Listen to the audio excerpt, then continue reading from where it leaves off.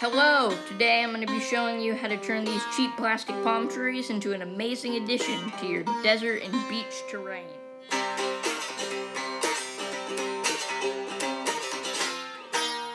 Alright, once you have removed the leaves and the base from the palm tree, you're going to need to remove any bits of plastic or knob on the end of the trunk. This is very important for later stages. At this point, the ends of the trunks of your palm trees should be flat and ready for gluing. But before we glue, we need to make sure that all the pieces will fit together. So I end up carving a notch in the end of the shorter tree in order to make it fit more easily. Once this notch has been carved, I quickly find my super glue and glue down the bigger trunk in the middle of the base. You don't have to glue it directly in the middle. In fact, if you're making multiple of these palm trees, it might be a little better to have some of them off-center. Once the glue is dried, I go inside and grab a lighter and melt down the end. This ensures that when it is glued onto the trunk, there will not be any strange gaps that might interfere with the aesthetics of your terrain. It may take a couple passes of the flame to get it glued down entirely, and don't worry if the plastic gets burnt a little. Just make sure you're in a well-ventilated room, otherwise you may end up with lung cancer.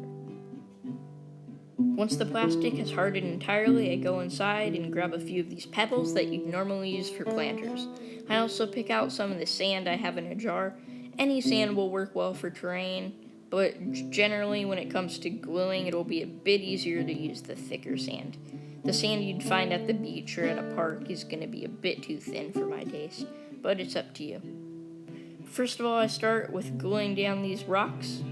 You can put them in any fashion you like, however I try to stack them up, some of them around the edges, and then at least one right up on the trunk. This makes it look a bit more natural, and it can also be used to hide any mistakes from the previous step. With the rocks out of the way, it's time to add on the sands. Like I said before, thicker sand works best because I tend to just use super glue. However, if you do decide to use thinner sand, you might want to use some PVA glue, such as Elmer's, although there are some brands specific for modeling hobbies.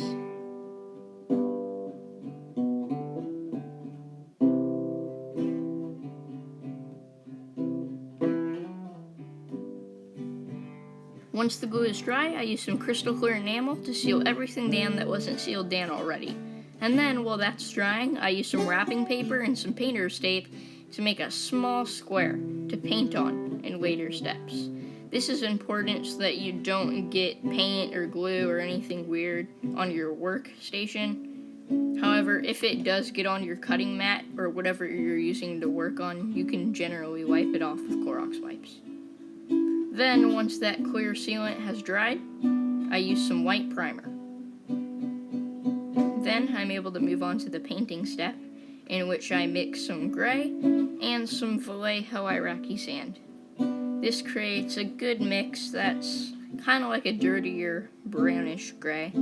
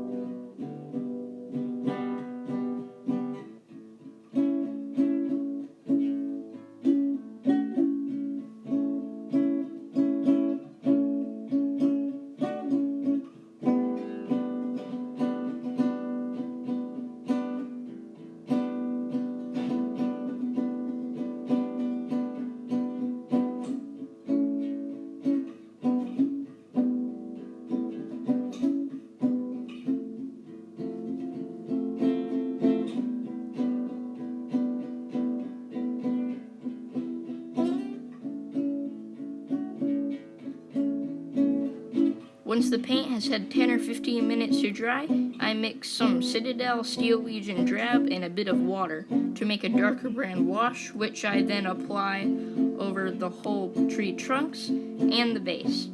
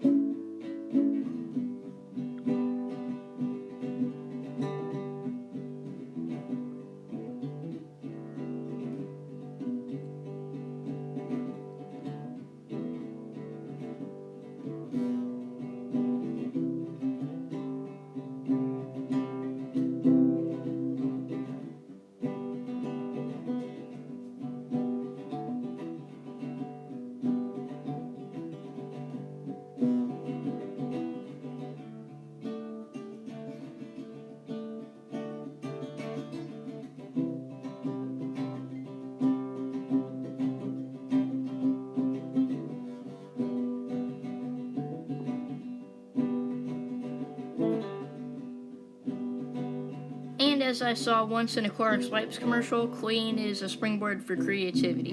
Definitely not sponsored. So it's always good to take a few minutes and clean up your workspace. Now that the wash is dry, I move on to painting the base. Because at this point, all I have down is a wash over the white primer, which results in a weird barfy looking color. And we obviously don't want that. We want it to look like some sandy desert and or beach.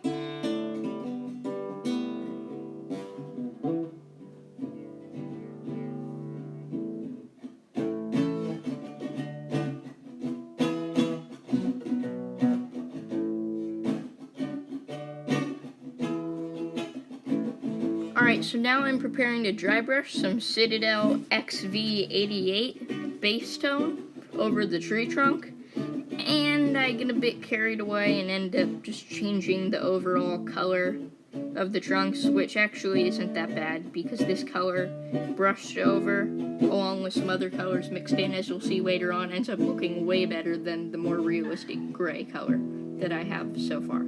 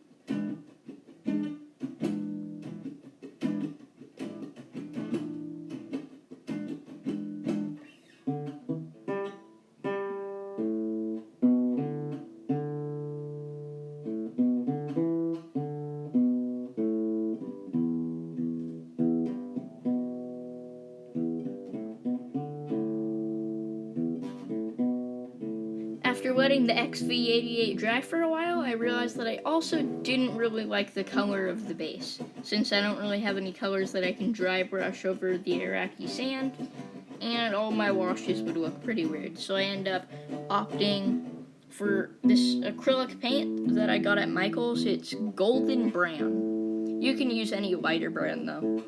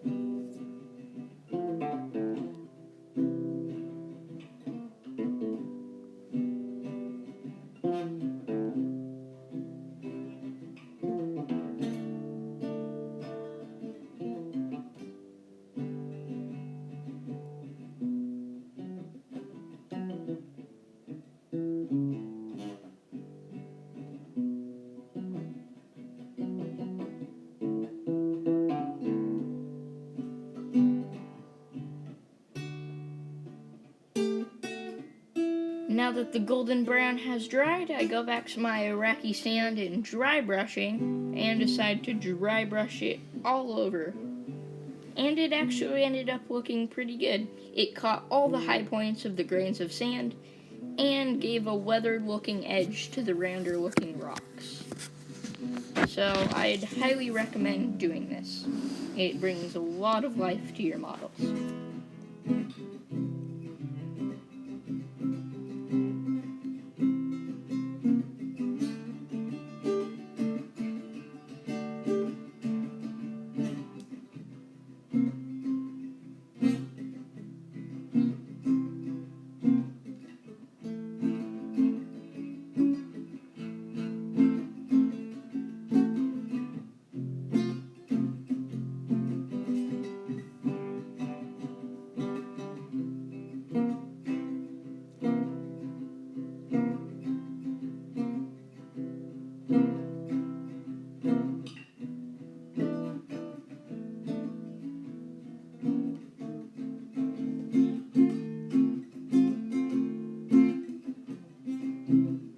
Alright, so now that I kind of changed the color of the base, I have an idea for a wash that would work fairly well, and I decided to use black and brown. I was hoping that the black would make the brown a bit darker, but interestingly enough, it made like this weird swampy looking color, kind of greenish. And then to try it out to see if I could actually make my own army green, I ended up adding a bit of Iraqi sand, as you'll see in a minute, and what do you know? I made my own very, very watery army green paint. I might do a separate video on this and see if I can make my own paints.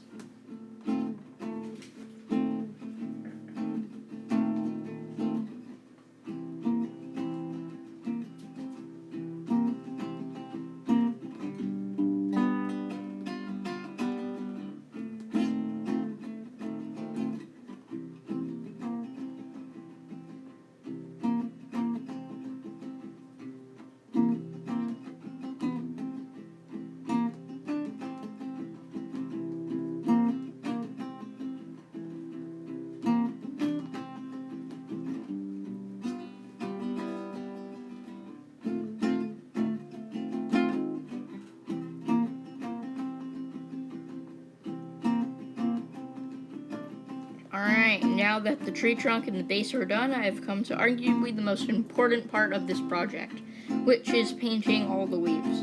I decided to take off leaves from these trees, and as you might notice, I'm not using the original leaves from the longer tree. I took leaves off another one of the shorter trees because I like the look of those leaves a bit better. And the pattern I'm doing is small, big, small. That tends to look a bit more natural. However, if you have more leaves, you can probably add an extra layer somewhere in there. And what I'm doing to paint these is I'm using the darker green mixed in with some army green, and I'm painting it along the ribs and middles of each of these fern-looking leaves.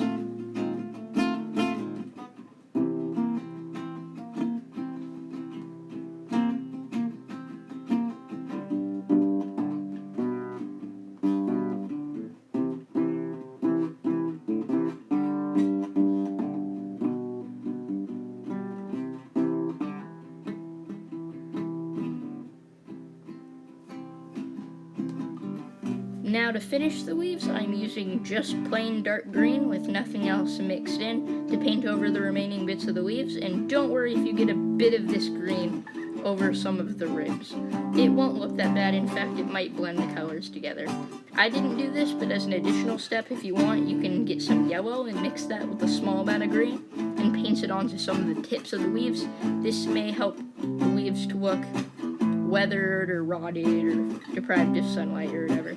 It could add an additional realistic layer to your diorama. And as you finish painting these at this point, just start stacking them onto the palm tree trunks and gluing them as you go. I didn't bother to paint the other sides of the leaves because it would just take way too long. However, if you're making this for some diorama, I'd highly suggest painting the bottoms.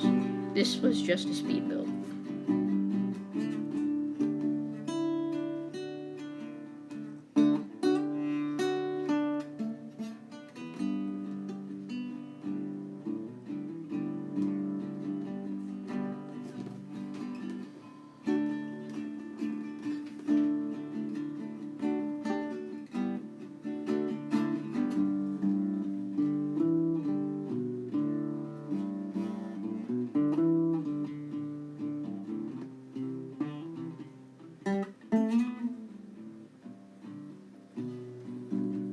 Well, this video has come to a close. I really hope you guys liked this video. If so, then like the video. And yes, I am aware that I use alright way too much.